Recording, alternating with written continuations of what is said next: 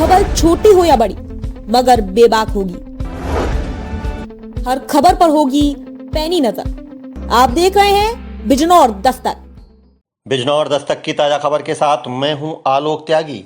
खबर बिजनौर से। सतपाल महाराज जी ने कहा कि आध्यात्मिक शक्ति से हमारा देश पुनः विश्व गुरु बन सकता है। बिजनौर अखिल भारतीय पंजीकृत आध्यात्मिक और समाजसेवी संस्था मानव उत्थान समिति महाकाली माता मंदिर झालू रोड चौराहा के निकट बिजनौर में आयोजित सद्भावना सम्मेलन में उपस्थित विशाल जनसमूह को संबोधित करते हुए सम्मेलन के मुख्य वक्ता विश्व विख्यात आध्यात्मिक गुरु सतपाल जी महाराज ने कहा कि राष्ट्रीय एकता और अखंडता, मानव प्रेम, पारस्परिक सौहार्द तथा भाईचारे की भावना को जागृत करने के लिए सद्भावना अत्यंत जरूरी है। आज आध्यात्म को भूलकर मानव समाज में कटुता, विषमता, ईर्ष्या, द्वेष, नफरत, हिंसा और दुर्भावना बढ़ती जा रही है।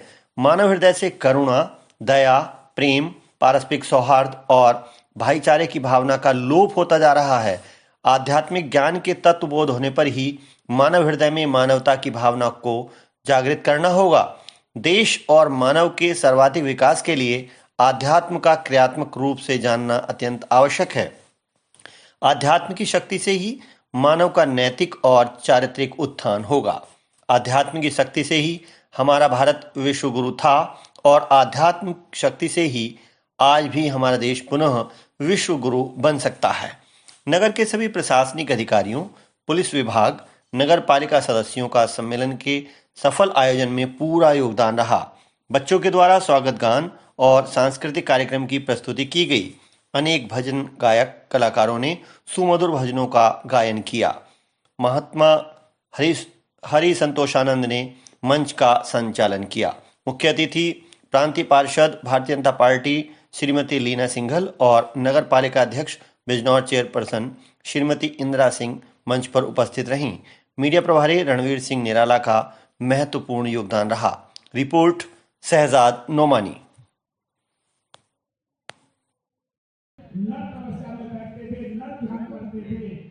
महाराज जी, आप मानव उत्थान समिति में सद्भावना सम्मेलन रखा है और आप यहाँ पहुँचे हैं, क्या उद्देश्य है? इसका उद्देश्य सद्भावना फैलाना है। हमारा लक्ष्य यह है कि परिवार में सद्भावना हो, व्यक्ति के जीवन में सद्भावना हो, हमारे गांव में सद्भावना हो, हमारे नगर में सद्भावना हो, हमारे प्रदेश में सद्भावना और भारत में सद्भावना हो। तो जो हमारे संतों ने सत्य की बात कही, सत्य को आत्मसात करने की बात कही, सद्भावना फैलाने की बात कही, इसीलिए हमारे संतों ने कहा कि सब सुखी हो, सबका कल्याण हो। तो ये भावना जो थी, संतों की भावना थी, और उसी को चरितार्थ करने के लिए हम लोग यहाँ आपके बिजनौर में क्या ये प्रत्येक वर्ष इसी तरीके से चलता रहेगा? ये प्रत्येक वर्ष नहीं है। इस समय हमारे आश्रम का लोकार्पण भी था, तो उसके साथ साथ हम यहाँ पर कार्यक्रम भी हमने किया। तो हमारा जो यहाँ पर समुदाय है वो सब लोगों को दर्शन और सत्संग का जो है लाभ प्राप्त हुआ है। महाराज जी, जैसे आप उत्तराखंड के पर्यटन मंत्री हैं, उत्तराखंड में पहला सिग्नेचर ब्रिज बनने जा रहा है, उसके बारे में क्या कहना चाहिए? कहाँ पर बन रहा है? बद्रीनाथ ब्रिज जी, सिग्नेचर ब्रिज पहले राज्य का। बद्रीनाथ के अंदर ब्रिज तो बना हुआ है जो अलकनंदा के ऊपर है, पर निश्चित रूप में वहाँ पूरा उसका परिसर जो बन रहा है वो माननीय प्रधानमंत्री जी अपनी रुचि लेकर के उसको बनवा रहे हैं और पूरी उसमें यात्रियों के लिए सुविधा होगी। आपको पता है कि समय चारधाम यात्रा हमारी बम्पर चली है और बहुत ज़्यादा यात्री आए हैं। पिछले वर्ष तो करीब 46 लाख के करीब यात्री आए थे। अब हमारे जो है 65 से ऊपर यात्री चले गए हैं, लाख के करीब चले गए हैं। तो बहुत बड़ी संख्या में लोग जो है चार धाम की यात्रा करने आ रहे हैं। हमने पर्यटन क्षेत्र के अंदर ये भी किया है कि शाक्त सर्किट, शैव सर्किट, वैष्णव सर्किट, नवग्रह सर्किट, गोलजू सर्किट और अनेक सर्किट्स बनाए हैं, नवग्रह सर्किट, जिससे कि जिन सर्किट से और भी लोग जो हैं और भी डाइवर्सिफाई हो जाएं और भी स्थानों पर जाएं तो उनको लाभ मिले।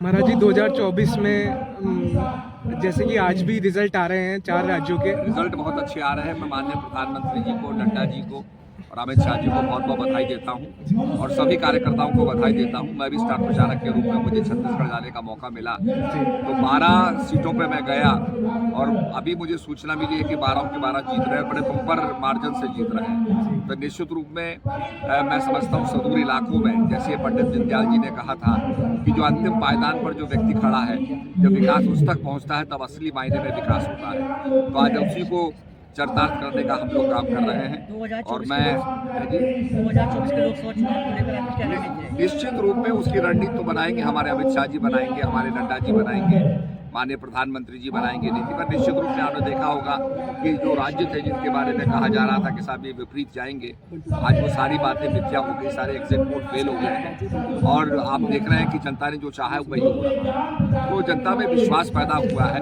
कि आखिर इतने साल बाद एक पॉजिटिव जो है आउटपुट लेकर के प्रधानमंत्री आया, भारत को सर्वोच्च बनाना चाहता है और जो भी कार्यक्रम प्रधानमंत्री करते हैं बड़े शान से करते हैं और उसका बड़ा प्रभाव होता है, व्यापक प्रभाव होता है। अभी आपने देखा चंद्रयान के मामले में देखा होगा, धारा 370 और आर्टिकल 53A जिसके बारे में, क्योंकि मैं तो पार्लियामेंट में भी रहा हूँ, तो अक्सर हमें कश्मीरी लोग ये कहते थे अरे हटा के तो देखो कत्लेआम हो जाएगा, खून की नदियाँ बहेंगी। आज वो हटाया भी गया, 53A भी हटाया गया, धारा 370 भी हटाई गई, कहीं कत्लेआम नहीं हुआ। तो ये जो भय था जिससे भारत को पूरा डरा के वो रखते थे, भारतवासी थे वो हमारे पर, वो डरा के रखते थे, आज वो सब खत्म हो गया है।